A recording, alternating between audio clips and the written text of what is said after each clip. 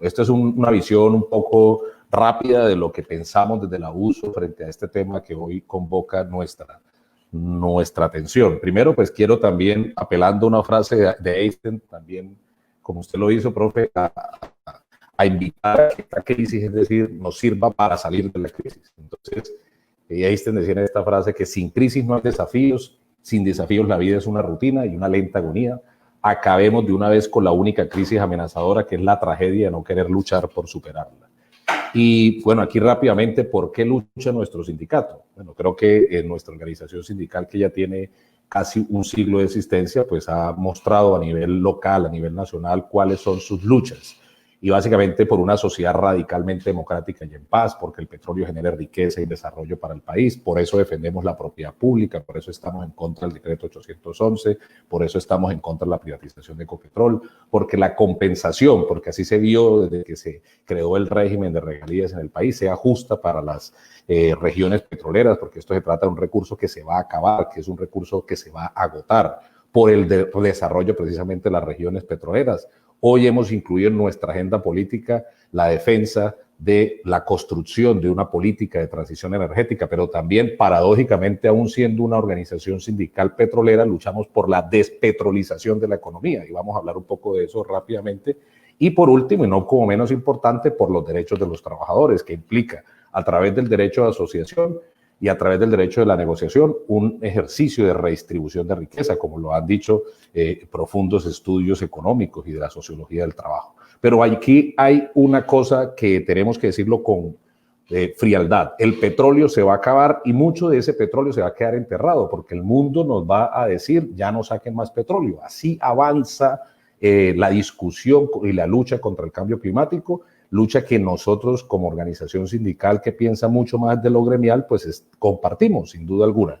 Y esto nos debe poner a pensar en perspectiva, no solamente en el presente. Y yo quiero empezar esto haciéndonos 4 preguntas claves. Primero, ¿por qué Ecopetrol genera tanto conflicto? Segundo, ¿por qué las empresas locales no se ganan los contratos? Tercero, ¿por qué un presidente de Ecopetrol no se reúne con los empresarios de Barranca Bermeja?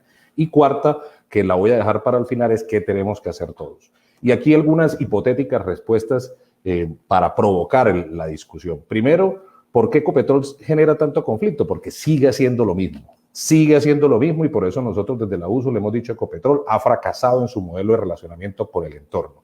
¿Por qué las empresas generalmente no se ganan los contratos? Porque nosotros creemos, y así se lo hemos dicho con sumo respeto, porque no se anticipa, porque simplemente cuando se adjudica el contrato a una empresa de afuera es que se arma la bulla, pero mientras que se adelanta el proceso o cuando se está pensando que el siguiente contrato se va a acabar en 2 o 3 años, no hay una preparación previa. Y tercero, porque el presidente de Ecopetrol no se reúne, porque creo que hay desconfianza y una desconfianza mutua. Y lamento también, como lo dijo Ignardo, que al frente de esta presentación. Estas cifras son oficiales de Ecopetrol, no son cifras del sindicalismo ni nuestras.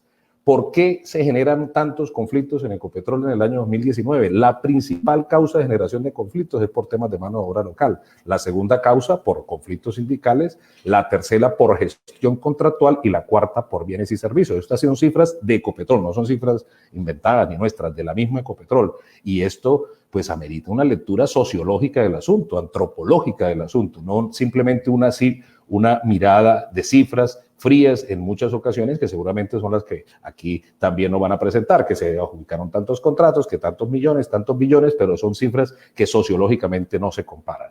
Y yo quiero aquí referirme, porque como lo decía nuestro premio o el Premio Nobel de Literatura José Saramago, aquí hablamos de todo menos de la democracia, porque creemos que la democracia está ahí y resulta que la democracia, lo que vivimos, no es democracia. Aquí parte del fondo del conflicto es porque las decisiones de Ecopetrol se imponen, las decisiones del gobierno se imponen y no se democratizan. Y por eso aquí quiero apelar a una frase de la Corte Constitucional, a una cita de la Corte Constitucional que está repetida en muchas sentencias, que habla de la democracia participativa y el deber que tienen todos los órganos públicos, incluyendo Ecopetrol todavía mayoritariamente pública, pero también los particulares, porque aquí voy a referirme cuando Ecopetrol utiliza su acomodo las normas del derecho público y las del derecho privado, de eliminar alguna de las dimensiones de la democracia. Y la democracia pasa por construir entre todos la política que debe regir. Entonces, aquí vienen nuestras críticas a Ecopetrol por su relacionamiento con el entorno. Primero, Ecopetrol no entiende el conflicto como normal, como inevitable, lo entiende como que tiene que ser simplemente pacificado, entienden una sociedad en paz, es decir, no le hacen un elogio a la dificultad, como hablaba Estanislao Zuleta. También es un relacionamiento basado en intermediación laboral y en suministro de bienes y servicios que ha sido caldo de cultivo para la ilegalidad. Eso es lo que estamos viendo y por eso hoy hay esta gente que huye de la justicia porque ha permitido, es decir, Ecopetrol y las empresas petroleras en general, y por eso aquí falta Campetrol, faltó la ACP, incluso faltó el Ministerio del Trabajo, ha sido caldo de cultivo para la ilegalidad. Y por eso también han creado fronteras invisibles, inaceptables, no solamente para las empresas, sino también para los ciudadanos.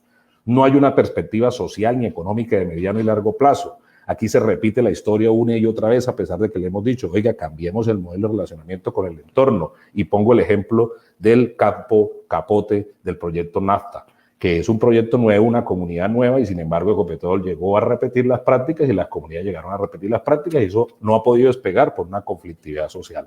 Al haber inestabilidad comercial, hay inestabilidad laboral, lo hemos dicho, y por último, pues no hay condiciones laborales estándares a nivel nacional ni negociación colectiva de segundo nivel, como lo ha propuesto incluso las mismas recomendaciones de la OCDE. Le hemos propuesto a Ecopetrol hacer un capítulo de derechos laborales para trabajadores tercerizados, se lo hemos propuesto a Campetrol, se lo hemos propuesto a la Asociación Colombiana del Petróleo y eso le entra por un oído y le sale por el otro.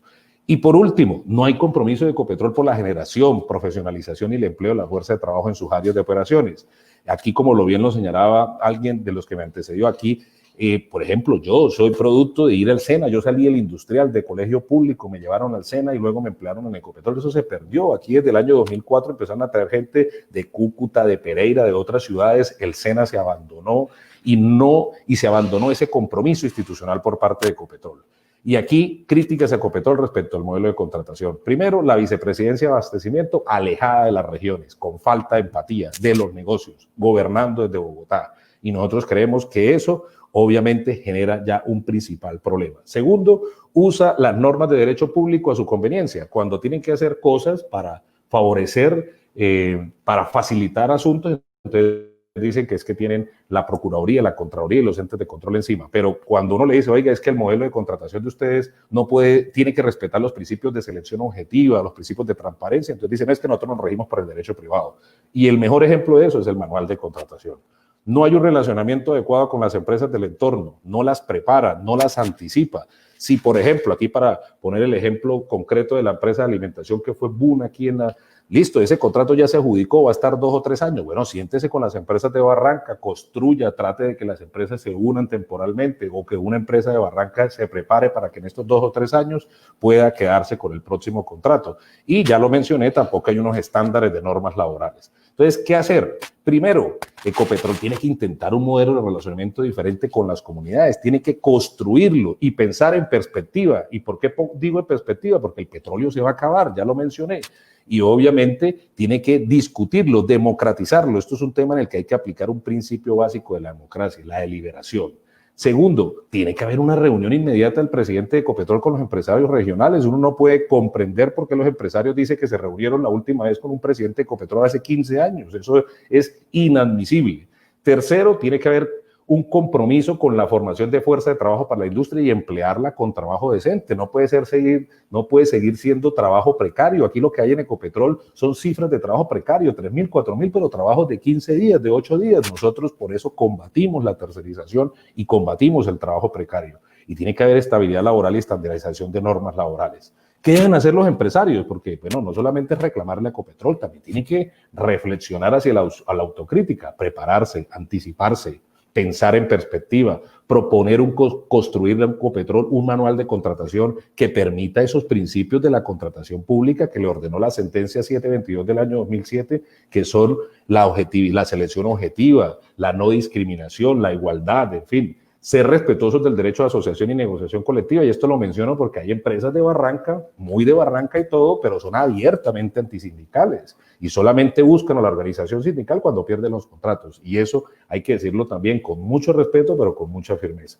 promover la formación, la preparación y el empleo de la mano de obra local, porque también hay empresas barranqueñas que paradójicamente no contratan personal barranqueño y nos toca estar a nosotros pendientes. Aquí la administración municipal tiene que meterse, no hay compromiso. Le hemos puesto de presente el caso de Holcim. Holcim desde febrero tiene gente que no es de Barranca, lo demostramos, no sé cómo tuvieron los certificados de territorialidad. Ecopetrol no ha hecho absolutamente nada, con BQ pasa lo mismo, y si eso pasa con contratos pequeños, ¿cómo será con contratos grandes?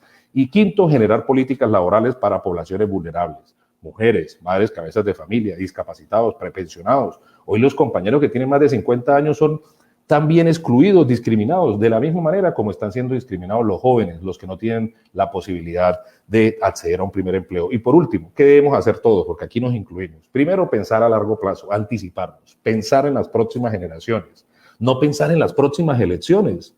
Como decía un expresidente de Estados Unidos, tenemos que pensar en las próximas generaciones. Estamos pensando en el hoy, tenemos que pensar en el mediano y en el largo plazo. Y eso implica apropiarnos de la política, porque todas estas discusiones, tanto locales, departamentales como nacionales, son políticas. Porque cuando nos apropiamos de la política, estamos tomando las riendas de nuestro propio destino, como decía Benjamin Constant.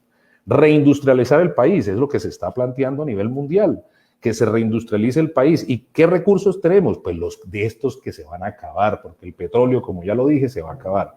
Tenemos esos recursos, tenemos que explotarlos, utilizarlos para reindustrializar el país y para hacer la transición energética. Porque alrededor de la transición energética vamos a seguir necesitando, estas y próximas generaciones van a generarse nuevas industrias, nuevos encadenamientos productivos que sin duda servirán para que Barrancabermeja siga siendo motor económico del país. Y con eso, muchísimas gracias, profe.